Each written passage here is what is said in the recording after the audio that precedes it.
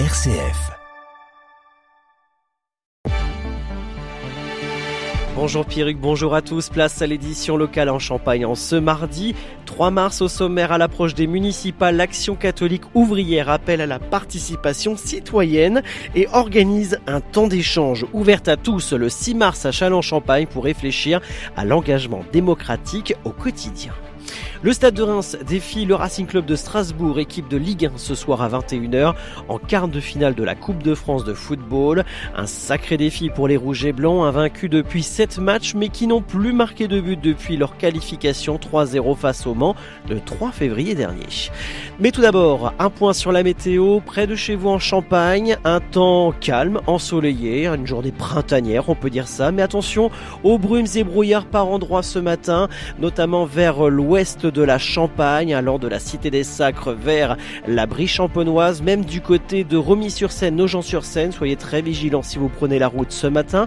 Pour le reste de la journée, un temps calme et ensoleillé, très agréable, avec des températures assez fraîches ce matin, comme hier, temps compris entre 2 et 4 degrés, 2 degrés du côté de l'Argonne, du Perthois, du côté de l'Aube, 3 degrés dans le Vignoble, 4 degrés du côté de Somme-Sous et de Reims. Pour cet après-midi, 16 à 17 degrés. L'information locale sur RCF, Christopher Fausten. À l'approche des élections municipales, l'Action catholique ouvrière appelle les citoyens à se mobiliser. Le mouvement invite chacun à voter les 15 et 22 mars prochains en portant attention aux listes engagées pour la justice sociale, la solidarité avec les plus fragiles, la qualité du vivre ensemble, la protection de l'environnement et l'accès de tous à l'éducation, à la culture et à la santé. Pour l'Action catholique ouvrière, la commune reste le premier lieu de la démocratie et voter, c'est participer concrètement au bien commun. Suzanne Conraud, laïque en mission ecclésiale pour la mission ouvrière du diocèse de Châlons. Nous sommes vraiment attentifs à tout ce qui est le milieu social et les personnes un peu mises de côté. Cette élection peut permettre à chacun de pouvoir porter notre voix aux plus démunis. Le mouvement appelle aussi les candidats et les équipes en campagne à privilégier le dialogue, la proximité avec les habitants et à refuser toute forme de violence politique jugée dangereuse pour notre démocratie. Beaucoup de membres de cette action sont d'ailleurs eux-mêmes engagés dans la vie locale dans un esprit d'écoute et de rencontre. L'objectif, faire vivre les valeurs démocratiques partout pendant la campagne bien sûr, mais aussi au quotidien, au travail, dans les quartiers, les villages et les lieux de vie. Dans cette dynamique, l'Action catholique ouvrière propose un temps d'échange ouvert à tous ce vendredi 6 mars de 18h à 20h au sous-sol de l'église Saint-Antoine à Châlons-en-Champagne. Suzanne Conraud. Nous invitons autour de nous toutes les personnes qui sont concernées et qui se sentent un peu investies dans toute la démarche sociale et pas que, on ouvre vraiment à tous, c'est une soirée qui est ouverte à tous et donc effectivement nous amenons aussi à parler que chacun puisse au moins prendre la parole et donner son opinion et son avis sur effectivement le rôle des élections et l'importance de voter. Donc autour d'un accueil et ensuite nous allons établir des petits groupes où chacun pourra s'exprimer sous forme de questions qui sont posées à chaque équipe pour qu'ensuite nous soyons regroupés à la fin de la soirée et un peu à débattre sur ce qui a été réfléchi et dit pendant ces carrefours. Au programme, ouvrir le dialogue autour de questions concrètes, par exemple, quel impact des municipales dans notre vie quotidienne, quel regard sur l'état de la démocratie aujourd'hui, quelle place peut-il prendre dans ces élections et comment agir à son niveau pour la faire vivre chaque jour. Les élections municipales se précisent. Dans l'Aube, les candidats sont désormais connus dans les 431 communes avec 542 listes déposées, tandis que dans la Marne, ce sont 757 listes pour 10 600 candidats qui ont été enregistrés. Dans les petites communes, la majorité ne présenteront qu'une seule liste, dont 492 communes marnaises. Toutes les candidatures sont consultables sur le site des préfectures. Football, le Stade de Reims est en déplacement à Strasbourg en Alsace ce soir 21h pour les quarts de finale de la Coupe de France. Un duel au sommet pour les Rouges et Blancs face au 8e de Ligue 1.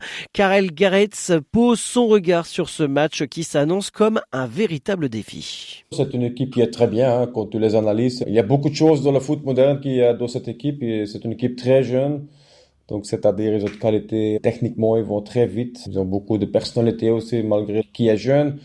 Donc voilà, pour moi, c'est une équipe qui est, pour moi, étonnant qu'ils soient que 8e de leur championnat.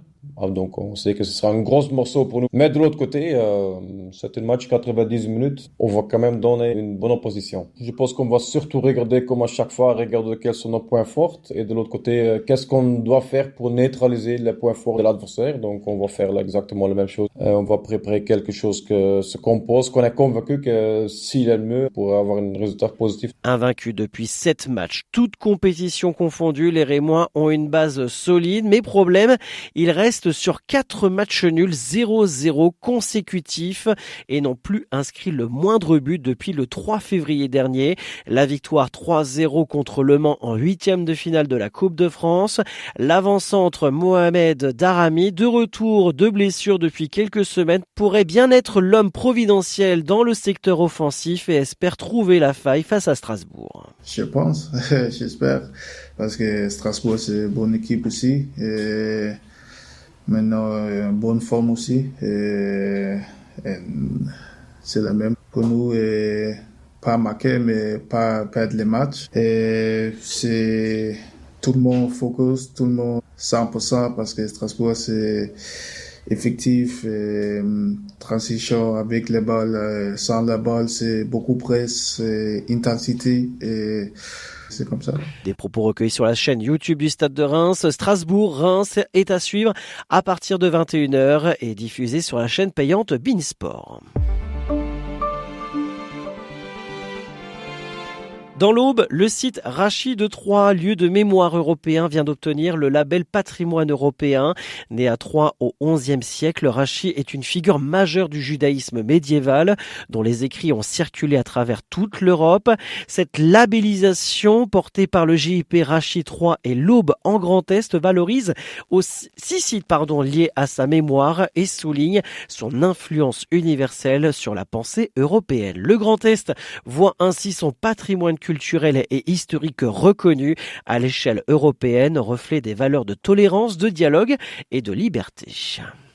Seniors en perte d'autonomie dans le Grand Est. Selon l'INSEE, leur nombre devrait augmenter de 30% entre 2021 et 2050 en raison du vieillissement de la population, surtout chez les plus de 85 ans.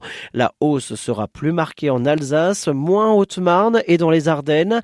Après 2050, ce nombre devrait toutefois diminuer de 23 000 personnes d'ici 2070. Ce samedi 7 mars, le diocèse de Châlons se rassemble pour une journée mémorielle en hommage aux personnes victimes de violences dans l'église. À 18h15, une messe sera célébrée à l'église de Saint-Mimi par Monseigneur Franck Javary. Ce temps de prière sera l'occasion de confier les victimes au Seigneur, de se souvenir de leurs souffrances et de réaffirmer l'engagement pour la vérité et la justice. Après la célébration, un temps d'échange avec l'évêque sera proposé. Tous sont invités à se joindre à ce moment de recueillement et de soutien. Et on termine avec l'agenda près de chez vous. Les amis des orgues de Châlons vous donnent rendez-vous ce samedi 7 mars pour un spectacle inédit, un Lully imaginaire dans les caves JB Herry, un moment musical enchanteur à savourer, suivi d'un buffet au champagne à consommer avec modération bien évidemment. Attention, les places sont limitées, renseignements et réservations sur le site Hello Asso. Fin de cette édition locale en Champagne, dans la Marne, dans l'Aube et dans la Haute-Marne. Merci de nous avoir suivis. Un journal à retrouver bien évidemment en podcast sur notre site rcf.fr. Très bonne matinée à l'écoute de vos programmes sur RCF.